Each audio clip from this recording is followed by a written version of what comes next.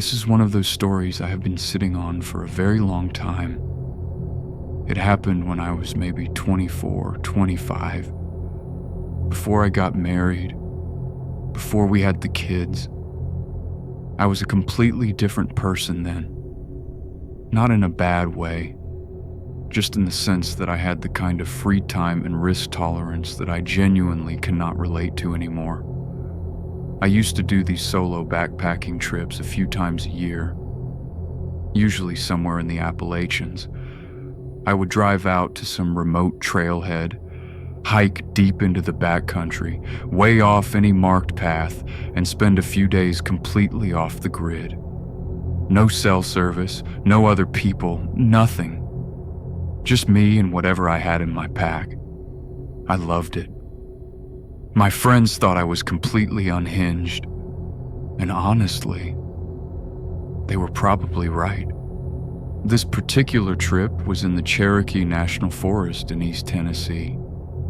Most people who drive through that part of the state have no idea how remote it actually gets once you leave the main corridors. I had been out there once before, and I needed that silence again.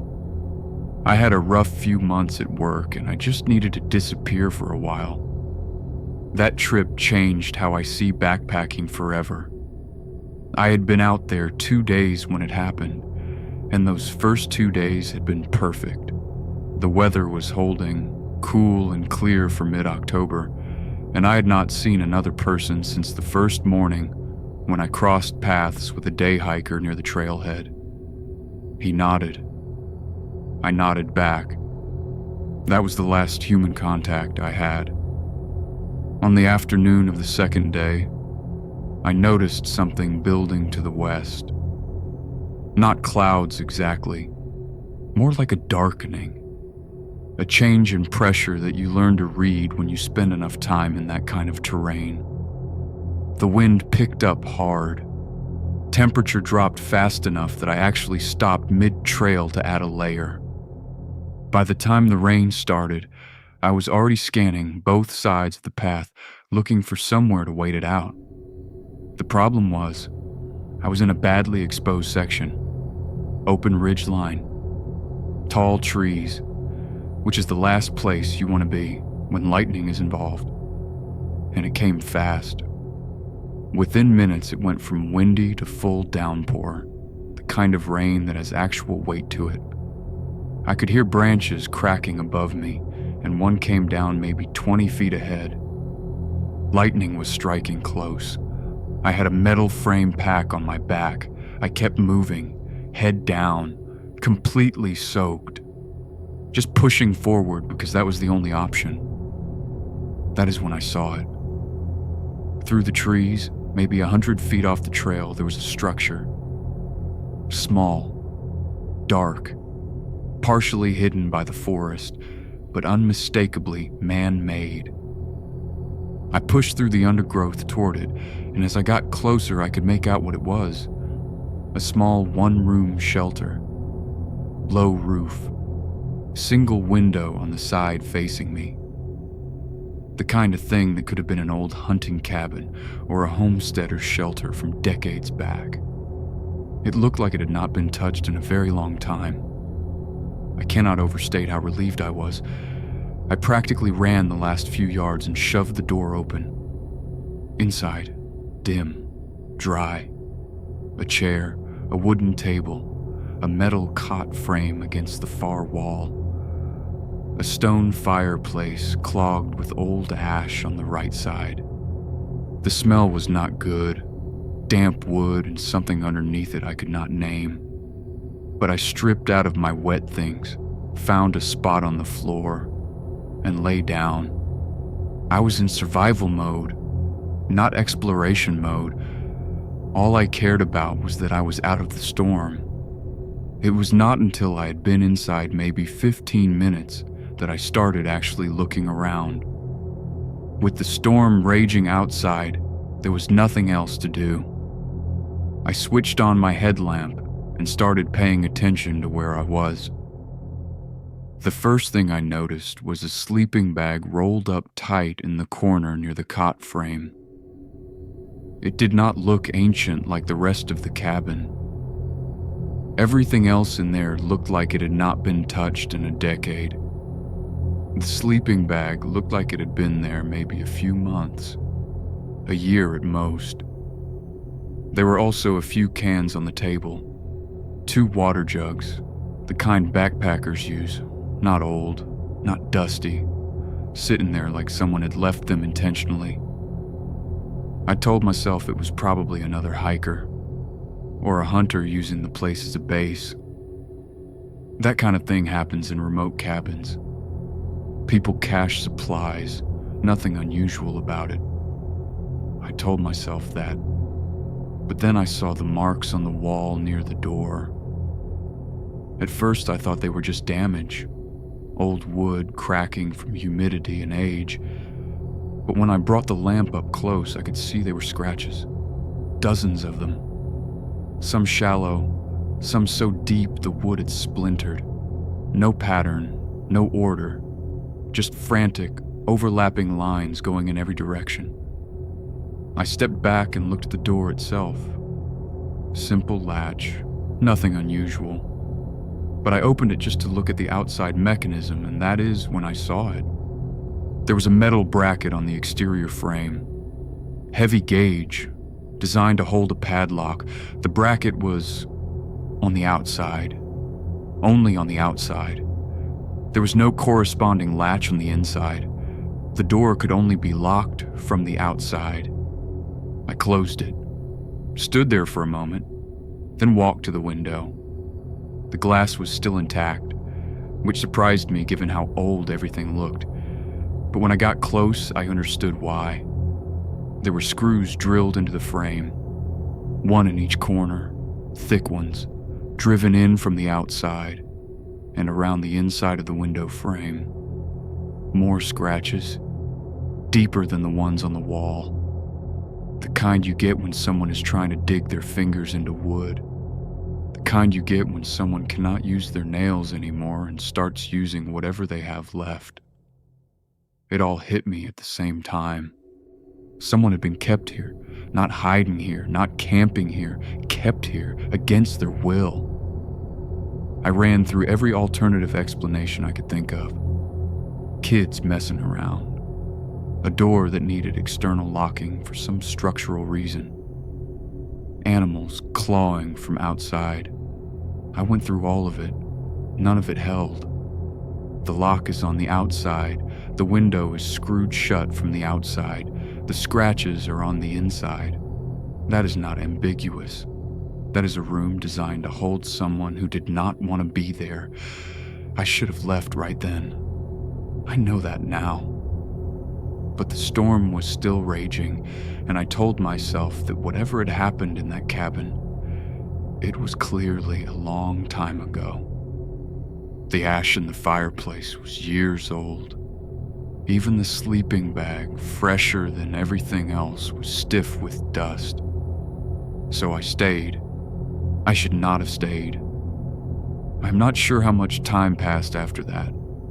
Maybe an hour, maybe more. The rain on the metal roof was so loud it was almost impossible to hear anything else. That is probably why it took me so long to notice the other sound, a scraping, along the left wall, outside. I told myself it was a branch. The wind had been bending smaller trees sideways all evening. That was the rational explanation, and I held on to it. Then 2 heavy thumps on the porch, heavy enough that I felt them through the floor. I stood up. I froze. I stared at a fixed point on the wall and tried to listen. But with the rain that loud, it was useless. If someone was moving out there, I never would have heard them over the storm. My eyes went to the window. I could not bring myself to look through it, because if someone was out there, they were probably looking through it. I stood like that for a long time. Eventually, I started to talk myself down. An animal. A branch. Wind pressure on the porch boards. All completely reasonable. I was almost ready to sit back down when I felt it. Pressure on the door. Not a knock, not a push. Pressure. Like someone leaning their full weight against it from the other side. The wood bowed inward slightly. The latch rattled once. Then it released. And something clicked in my head. Something cold and very clear. Why would someone be outside in a storm like that, circling the cabin, pressing on the walls, leaning on the door, without just coming in? The door was not locked. Nothing was stopping them. They could walk in any time they wanted, unless coming in was not the point. Unless the point was to make sure I stayed inside. I did not care about the storm anymore. I started throwing things into my pack as fast as I could. I was maybe 30 seconds from walking out that door when I heard the window shatter. I spun around just in time to see something come through the glass, and then the room was on fire. I still cannot fully explain what was thrown. All I know is that the flames spread in a way that was not natural, not a dropped lantern, not an accident. In seconds, the walls were burning and the heat hit me like something solid, and the door would not open. It was jammed from the outside. I hit it with everything I had, and it gave. Collapsed off its hinges, and I went with it onto the wet ground outside. I scrambled up and ran. No direction. Just away, blind, through the rain and the dark. Before I got clear, something hit me from behind, and I was on the ground again. A person on top of me, going for my throat, gouging at my eyes. I clawed and kicked and got him off me, and I ran. I looked back twice. The second time, the cabin was fully engulfed. An orange fireball in the middle of a rainstorm. That image is burned into me in a way I still cannot describe. I ran until my legs stopped working. Found 2 fallen trees collapsed against each other and crawled into the gap underneath. I lay there in the dark, completely numb, not thinking, just breathing. Eventually I told myself, move or die. Whoever had done this was probably still out there. So I got up, and I started walking. I made it out. I still do not fully understand how. I stumbled onto a trail sometime before dawn and followed it until I reached a road. 2nd-degree burns on my left forearm and the back of my neck. The hospital told me I was lucky I had not taken in more smoke. Someone had intentionally lit that cabin. There's no other explanation. It was pouring rain, and the roof was metal, and a wooden structure does not go up that fast in those conditions unless the wood has been pre-treated with something. This was planned. The police listened. I could tell they were not sure what to do with it. I was in an unmapped section of the backcountry, and I could not give them precise coordinates. My wife knows I stopped doing solo trips. She thinks I grew up and got more responsible. I never told her about this. I never will. But I know exactly why I stopped. The second account, my name is James. This happened when I was in my early 20s. Maybe 7 or 8 years ago now. I had a friend, Charles. If you have ever had that one person in your group who was always finding the wrong kind of adventure, that was Charles. Abandoned buildings, old factories, decommissioned infrastructure. If it was somewhere you were not supposed to be, Charles had already found a way in and was asking when you were coming. He spent a disturbing amount of time on Google Earth and these niche urbex forums cataloging neglected structures across the country. He would hit the group chat at 11 at night with a screenshot and a single message. We have to go. Most of the guys would see it and move on. I was always the one who replied. Charles and I had known each other since high school. Similar thresholds for risk, Not recklessness exactly, more like a shared tolerance for discomfort that most people did not have. We had gotten into some genuinely questionable situations over the years, and somehow always come out the other side without any serious consequences. This story is about the time that streak almost ended. One weekend, Charles texted me about a fire lookout tower he had found deep in a national forest in the Pacific Northwest. He said it had been decommissioned years back and was just sitting out there in the middle of nowhere, completely untouched. Nobody managing it, nobody fencing it off, just sitting there. His plan was to hike out to it, climb it, and spend the night up top. He had done the research. 360-degree view of the forest from the cab at the summit. Sunrise from 60 or 70 feet up with nothing but old-growth Douglas fir in every direction. I was skeptical. Things like that are usually protected, or at least fenced off somehow. But the idea of being up there with that kind of view, I told him I was in. We drove out on a Friday morning, 3 hours. Charles had the whole route planned. The hike from the road was off trail, about 4 miles. We hit the tree line in the early afternoon.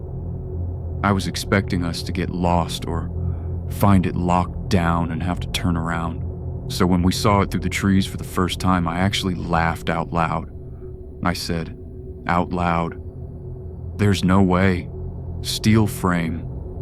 Small square cab at the very top, windows on all 4 sides. A metal staircase zigzagging up the frame with a final section of vertical ladder for the last stretch up to the cab. Some of the lower railings were bent or missing. Graffiti on the support beams near the base. The whole thing looked like it had not been touched in 15 years. Charles was already climbing before I'd finished deciding whether it was safe. We made our way up carefully, checking the steps as we went. Most of them felt solid, but there were a few spots where the bolts had rusted through and the steps moved under your weight. The vertical ladder section near the top was the part that got to me. 20-something feet of straight climbing with only a narrow metal cage around you. The wind up there had real force to it, but the view from the cab, I do not have the right words for it. You could see for miles in every direction. We had timed it perfectly. The sun was maybe an hour from setting, and the forest was turning that deep gold it goes in the late afternoon light. We cracked a few beers on the wraparound walkway and just sat with it. When the light went, it went fast. Orange to purple to dark blue in about 10 minutes. And then it was just black.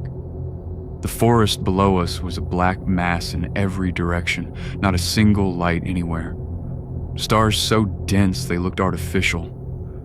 I will be honest, being up there in the dark started getting to me. There was something unsettling about not being able to see anything below. You knew there was an entire old-growth forest down there, but you could not see any of it. Charles could tell I was getting antsy and started messing with me, grabbing my shoulder, that kind of thing. But the thing that actually made me angry was when he smacked his metal water bottle against the side of the tower. This enormous echoing clang that went out in every direction through the forest. You could probably hear it for a mile. I told him he was an idiot. I said I was going inside the cab. He said he would finish his drink and follow me. I was setting up my sleeping bag in the corner when Charles spoke to me in a voice I did not recognize. Quiet, flat, serious. "Emika, come here." That tone from Charles meant something. He did not use that voice. I walked back out to the walkway. He was pointing diagonally downward into the forest below us. I looked where he was pointing and I saw it almost immediately. A light. Down in the trees. Faint. Maybe a few hundred yards out, but definitely there. moving. My first thought was a person, that Charles had attracted someone with that noise, a ranger, a hiker, someone who heard the clang and was now walking toward the tower. I was annoyed. I told him this was exactly why you do not do things like that. He looked at me and said, "You think that's a person?" I asked him what else it could be. He said the light was moving too evenly, not swinging, not bobbing the way a flashlight does when someone is walking through dense forest at night. This was moving in a straight, smooth line, like it was floating just above the ground. I started paying closer attention. He was not entirely wrong, but I told myself the distance was distorting it. Neither of us said anything after that. We just watched. It was getting closer. And as it got closer, it became clearer that the movement was wrong. Too even, too controlled. And then, once, just once, it did something that made my palms go cold. It zipped, not a step forward, not an accelerated pace, an instantaneous lurch, maybe 15 feet, and then back to that same smooth, unhurried drift, like a glitch. We watched it for another 10 minutes. It was heading for the tower. That was not in question anymore. After a while, the light reached the base of the structure and just stopped. Directly below us, still, not moving. We were 60-some feet up. We could see the light itself, but not the source. We could not see what was holding it. We waited. Nothing. Charles, being Charles, leaned over the rail and shouted down, "Hey, you good down there?" I wanted to throw him off the tower. No response. The light did not move. He shouted again. Still nothing. So there we were. 60 feet up an abandoned fire tower in the middle of the night. Something at the base of the only staircase down. Completely trapped. We eventually accepted there was nothing we could do and went back inside the cab. I made it very clear we were not sleeping. We sat against opposite walls where we could watch all 4 sets of windows and waited. Not 20 minutes later, the sound started. Metallic clangs coming up through the steel frame from somewhere below. Not footsteps. I was listening specifically for footsteps, and this was not that. It sounded more like someone striking one of the support beams with something hard. A rod, a crowbar, then a different sound. Grinding. Metal being twisted against metal, long, sustained. Then stopping. They kept coming.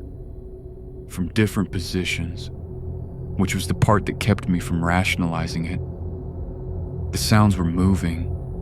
Whatever was causing them was moving around down there. And then I saw something through the window, a dark outline, moving across the glass. It passed the first pane, then the second.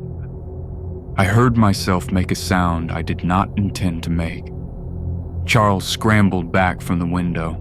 We pressed our backs against the door and stayed like that, both of us scanning the windows for the outline. It was gone, which was worse. Because unless it was on all 4s, I should still have been able to see it through one of the other windows. There was nothing out there. We sat against that door for the rest of the night. When the first real light came through the glass, we counted to 3 and swung the door open hard. Nothing. We went around the walkway. Nothing. I looked down at the base. Nothing. We grabbed our gear and started descending as fast as we safely could. We made it about 3/4 of the way down when Charles stopped in front of me. He just stood on the landing, not moving, staring down at the next section of stairs. I looked past him. An entire section of the staircase was gone. Not 1 step, not 2 steps. An entire span, maybe 8 steps, just absent. Empty space where the stairs should have been. The steel brackets were still there. The connection points were still there. But the steps themselves, the whole section of structure had been removed. Someone had dismantled an entire section of steel staircase during the night, while we were sitting directly above them. And the sounds we had heard, clanging, grinding, were nowhere near loud enough for what that would have required, not even close. We had to jump the gap. It was not far, but it was far enough that your stomach knows about it. Charles landed badly and twisted his ankle. I made it clean. We got to the base, nobody there, and the removed section of staircase, not dropped nearby, not on the ground anywhere we could see. Gone. We did not look around for long. We left. I still have no explanation, not the light, not the figure outside the glass, not how an entire section of steel staircase was removed from beneath us in the night without us hearing it happen. Charles and I still talk about this every time we see each other. We've gone over it from every angle for years. We have never agreed on what was out there, and we have never been back. The third account I have been doing solo camping trips since my early 20s. I'm in my late 30s now. Close to 15 years of going out alone into places most people will never see. I carry a rifle. I know the risks. I have done this long enough that the risks feel manageable. You learn to read the land. You learn what sounds belong in a forest and what sounds do not. You develop a kind of fluency for what the wilderness is telling you, which is exactly why what happened 2 years ago disturbed me so deeply, because I could not read it. I could not explain it, and I am still not able to. This was in the Daniel Boone National Forest in eastern Kentucky. Over 700,000 acres. If you know where to go, you can hike for days without seeing another person. I had been there before and I knew the terrain. I had a rough stretch at work and my head was not in a good place. I needed 3 days away from everything and everyone. I drove out on a Thursday morning, parked at a trailhead off a Forest Service road, and started hiking. 3 nights in the backcountry. That was the plan. The first day was exactly what I needed. I covered about 7 miles before finding a flat spot near a creek bed that looked right. Set up my tent, gathered some wood, had a fire going by the time the sun started going down. I cooked some food, drank a beer, and sat by the fire until it burned down to embers. I did not see a single other person. I fell asleep around 10.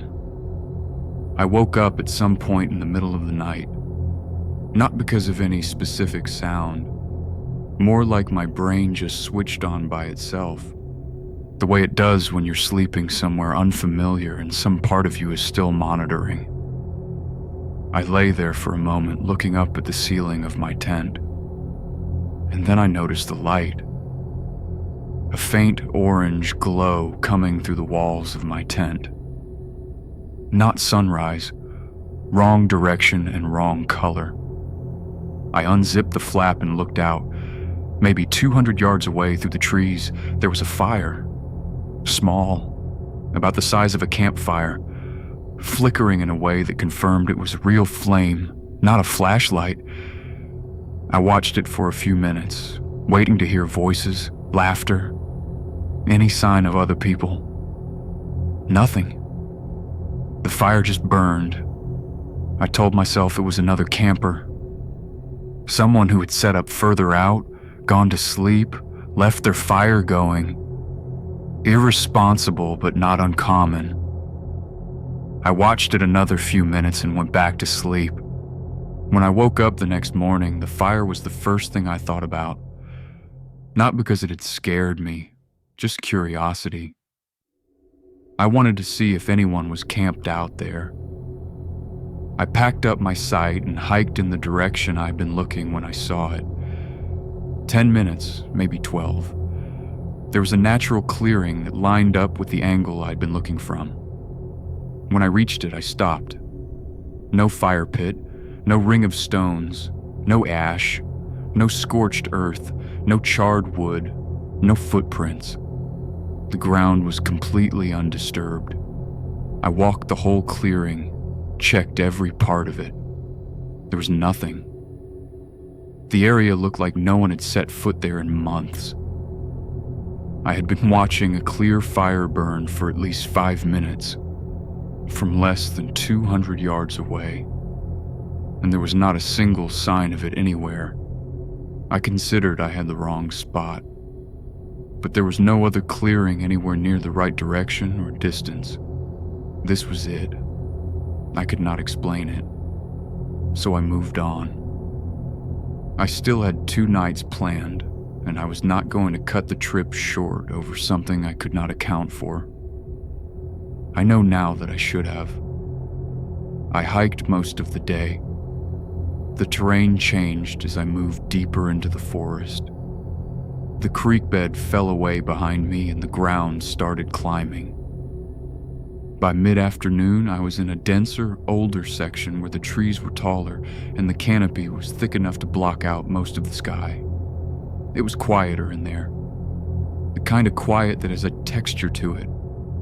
I found a good campsite around 4, made a fire, ate, put the fire out a little after 9 and turned in.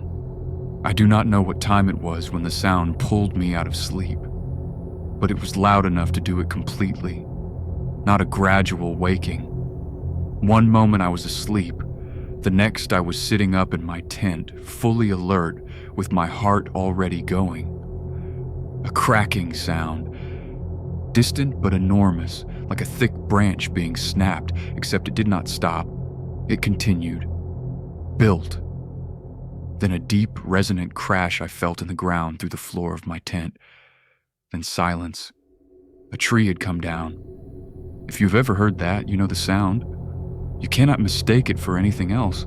The cracking, the secondary crash of the branches, the impact.